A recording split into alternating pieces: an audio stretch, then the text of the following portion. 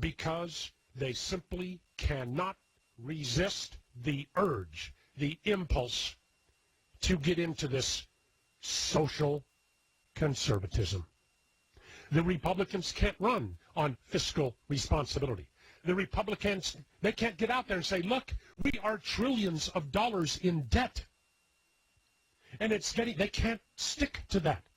They can't get out there and say, we need private sector options to Obamacare. All right, that's, ladies and gentlemen, of all people, Neil Bortz, conservative radio talk show host. Welcome back to the Steve Malzberg Show. And joining us is Noah Rothman, editor and columnist at Mediaite.com. Hello, Noah.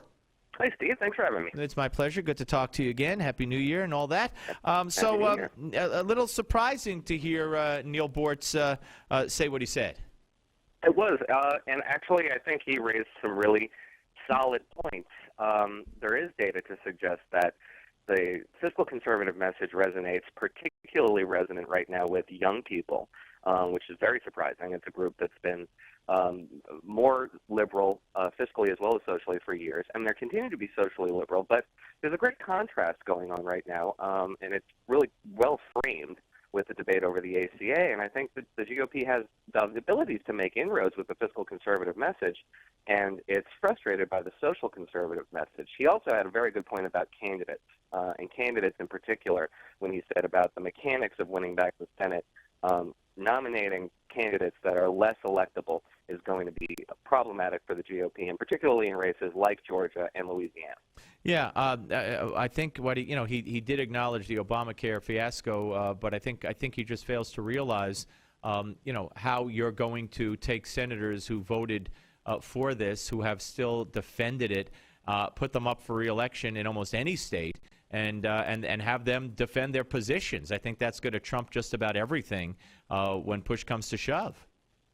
It's entirely possible that it could completely overshadow the debate over social issues, but just like in 2012, the Democratic message is a problematic message. It doesn't have a whole lot to show for it in terms of successes.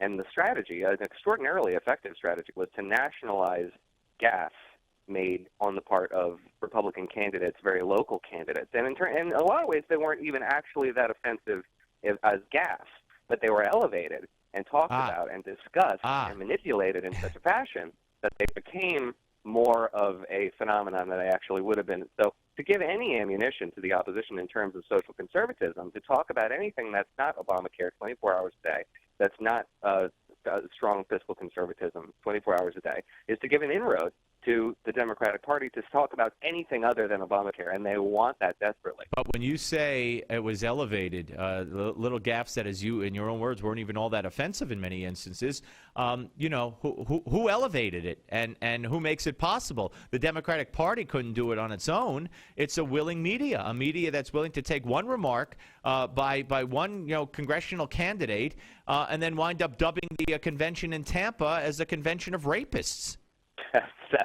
Yeah, that's extraordinarily offensive, and I absolutely agree. It is on the part of the political press that elevates these comments to an outsized, disproportionate fashion in order to make a political point. I totally agree with you, but this is something I've said before, and I'll say it again. A double standard is a standard nonetheless, and it's one that Republicans will have to adapt to if they want to win elections. It's just the way of things. I could not agree with you more, and I think they have to learn that no matter who they put up as a presidential candidate, they have to have someone running that campaign and a candidate willing to understand, to work from the premise that they're not only running against Hillary Clinton or whomever, but more so they're running against the media. And that's why when Newt Gingrich fired back at some of those questions, that he got during the debates, the audience went nuts, because I think the hardcore supporters understand that some of these questions are insane and ludicrous. I mean, again, the party of rape, right? Because one congressman said whatever he said, and who is the god of the Democratic convention?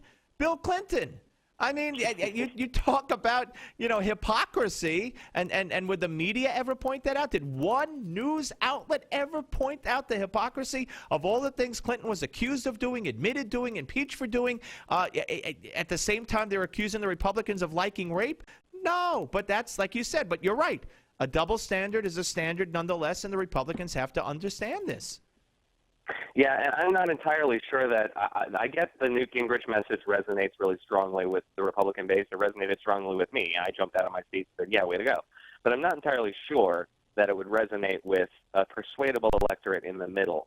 A lot of people would interpret that as blame shifting, as, you know, God forbid, whining. So it's very difficult to make that message that the press is distorting my campaign. It's so much easier to just never step on the landmine, you know? Right. And Noah, you wrote a piece today also at Mediaite about how the New York Times is going to cover Chris Christie the same way they did it to Mitt Romney, and you say that that's badly. I know they just had a piece out today. I haven't had a chance to talk about it yet, or yesterday, where they're talking about him being a bully. Now, supposedly, up until this point, you know, this is something that they find charming and they like about him. And I'm not saying only the Times, I mean the whole media. But now, you know, if it's going to mean that he has a chance to be a Republican president, all of a sudden they're going to turn it against him.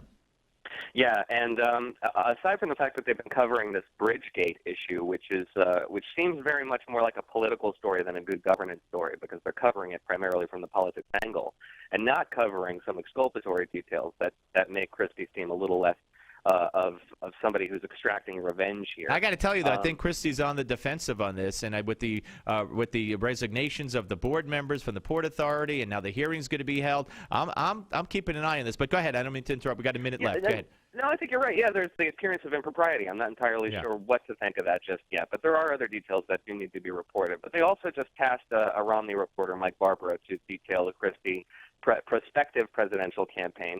And as I wrote about in that article, there's a lot of problematic things that he did during that process for Mitt Romney that were picked up by the opposition, that were less than factually accurate, but were used nevertheless to mobilize opposition and create a false impression of the Romney campaign as being heartless and crass and cruel to the people who were supporting it. And that's what they're going to do again this time around. So like we said in the beginning, two opponents, Democratic nominee and the mainstream press in the form of the New York Times. Absolutely. Couldn't be more correct. Hey, Noah, thank you very much. Appreciate it. We'll speak to you soon.